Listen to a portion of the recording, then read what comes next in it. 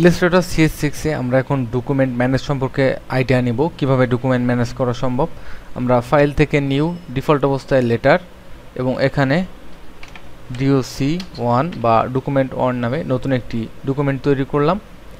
এখানে আমরা দেখতে পাচ্ছি আমাদের ডকুমেন্টটি ট্যাব আকারে দেখা দিয়েছে, কারণ আমাদের পূর্বেই বলেছিলাম ট্যাব অথবা উইন্ডো দুটা অপশন আমাদের রয়েছে। তো নরমাল অবস্থায় আমাদের সেটিং ট্যাব। আমরা ফাইলে গিয়ে আরও নতুন একটি ডকুমেন্ট 2 এবং লেটার সেটিং ওকে। এভাবে আমরা নতুন ডকুমেন্ট ওপেন করতে পারি বা খুলতে পারি। আমরা এখানে ট্যাবের ফাঁকা জায়গায় নিউ ডকুমেন্টে ক্লিক করতে পারি, রাইট ক্লিক করে এখানে আমরা ডকুমেন্ট 3 এবং আমরা ইচ্ছা করলে আরও নতুন ডকুমেন্ট এখান থেকে তৈরি করতে পারি, রাইট ক্লিক করে ডকুমেন্ট 4। আমরা এই খালি স্থানে ক্লিক করে ওপেন করতে পারি ডকুমেন্ট, যেমন পূর্বে তৈরি করা কোনো ডকুমেন্টকে আমরা ওপেন করতে পারি, অথবা আমরা এখান থেকে ক্লোজ করতে পারি, রাইট ক্লিক করে আমাদের ডকুমেন্টটিকে ক্লোজ করতে পারি এবং ইচ্ছা করলে ক্লোজ অল আমরা সবগুলো ডকুমেন্টকে ক্লোজ করতে পারি। আমরা আবারও নিউ ডকুমেন্ট 1 এবং নিউ ডকুমেন্ট 2 নিউ ডকুমেন্ট 3 এখানে আমরা তিনটি ডকুমেন্ট তৈরি করেছি এবং এই তিনটি ডকুমেন্টের একটি নাম দিস ইজ doc1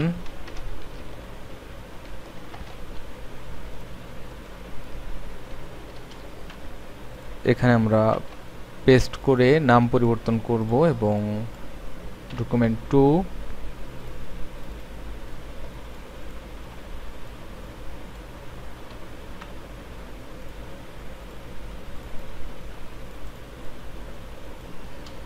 ইস এবং সর্বশেষ ডকুমেন্ট 3 আমরা এখানে পরিবর্তন করে 3 টাইপ করব। এখানে আমাদের তিনটি ডকুমেন্ট রয়েছে। আমরা যে কোনো একটি ডকুমেন্ট, মনে করুন ডকুমেন্ট 2কে আমরা এভাবে ড্র্যাগ করে যদি নিচের দিকে টেনে নিয়ে আসি তাহলে এটি আমাদের উইন্ডো আকারে দেখা দেবে। আমরা যদি পুনরায় আবার ট্যাবে পরিণত করতে চাই সেক্ষেত্রে আমরা এটিকে ড্র্যাগ করে আমরা যদি আমাদের এই ট্যাব যে বারটি রয়েছে এখানে নিয়ে ছেড়ে দিই তাহলে আবারও ট্যাবে পরিণত হবে।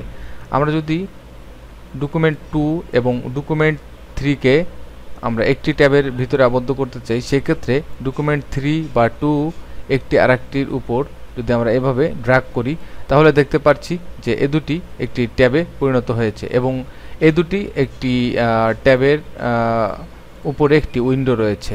যদি আমরা তিনটিকে আবার একসাথে করতে চাই তাহলে সম্পূর্ণ উইন্ডোটিকে নিয়ে আমরা অবশ্যই ডকুমেন্ট 1 এর উপর টেনে নিয়ে ছেড়ে দিলে এভাবে আমরা দেখতে পাচ্ছি যে আমাদের একটি ট্যাব এবং অন্য ট্যাবের পাশাপাশি অ্যালাইন হবে। আমরা ডকুমেন্ট অ্যালাইন করতে আমরা কন্ট্রোল কি চেপে ধরে যদি ট্যাব কি প্রেস করি তাহলে একটি থেকে আরেকটিতে আমরা যেতে পারি। আমরা মনে রাখতে হবে কন্ট্রোল কি চেপে ট্যাব কি চেপে আমরা একটি ডকুমেন্ট থেকে আরেকটি ডকুমেন্টে সহজে যেতে পারি। এভাবে আমরা তিনটি ডকুমেন্টকে যদি ড্র্যাগ করে আনি তাহলে আমরা দেখতে পাচ্ছি যে আমাদের তিনটি ডকুমেন্টে তিনটি উইন্ডো এবং ঠিক একই নিয়মে কন্ট্রোল কি চেপে ধরে আমরা ট্যাব কি চাপবো এবং একটি থেকে আরেকটি ডকুমেন্টে আমরা প্রবেশ করতে পারবো। এবং আমরা আরও একটি জিনিস জানবো যে এই ডকুমেন্ট যদি ট্যাব আকারে না চাই উইন্ডো আকারে চাই, প্রত্যেকবার ওপেন করলে বা নতুন একটি ডকুমেন্ট ওপেন করার সাথে সাথে বা খুললে আমরা উইন্ডো আকারে দেখতে চাই সেক্ষেত্রে আমরা ট্যাব অপশনটি প্রিফারেন্স সেটিংয়ে যে বন্ধ করতে পারি। যেমন আমরা এখান থেকে ট্যাব অপশনটি ডিসেবল করতে পারি, সেজন্য আমরা ফাইল হ্যান্ডলিং অ্যান্ড ক্লিপবোর্ডের উপরে রয়েছে ইউজার ইন্টারফেস, এখান থেকে আমরা দেখতে পাচ্ছি ওপেন ডকুমেন্ট অ্যাজ ট্যাব।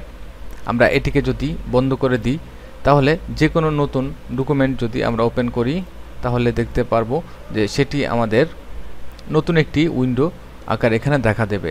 আর যদি আমরা ট্যাব আকারে দেখতে চাই সেক্ষেত্রে আমরা ইউজার ইন্টারফেসে ওপেন ডকুমেন্ট অ্যাজ ট্যাব চেকবক্সে টিক চিহ্ন দিয়ে আমরা ওকে প্রেস করব এবং আমরা যখন নতুন কোনো ডকুমেন্ট ওপেন করব তখন এটি ট্যাবে চলে আসবে এবং আমরা যতবারই নতুন ডকুমেন্ট তৈরি করব, যেমন এখানে ডকুমেন্ট 5 আমরা এটিও ট্যাবের মাধ্যমে দেখতে পারছি। তো এভাবে আমরা একটি ডকুমেন্ট আরেকটি ডকুমেন্টের উপর ইচ্ছা করলে ড্র্যাগ করে সরিয়ে নিতে পারি, বা ডকুমেন্ট হ্যান্ডেলিংয়ের জন্য আমরা কন্ট্রোল কি প্রেস করে ট্যাব প্রেস করে একটি থেকে আরেকটিতে প্রবেশ করতে পারি। আমরা দেখলাম যে কিভাবে এই ডকুমেন্ট ট্যাব এবং কিভাবে ডকুমেন্ট আমাদের উইন্ডো আকারে এখানে আসে এবং কিভাবে একটি থেকে আরেকটিতে যাওয়া সম্ভব। নেক্সটে আমরা দেখব যে কিভাবে ডকুমেন্ট হ্যান্ড টুল এবং জুম টুলের মাধ্যমে আমরা নেভিগেশন করতে পারি। ধন্যবাদ।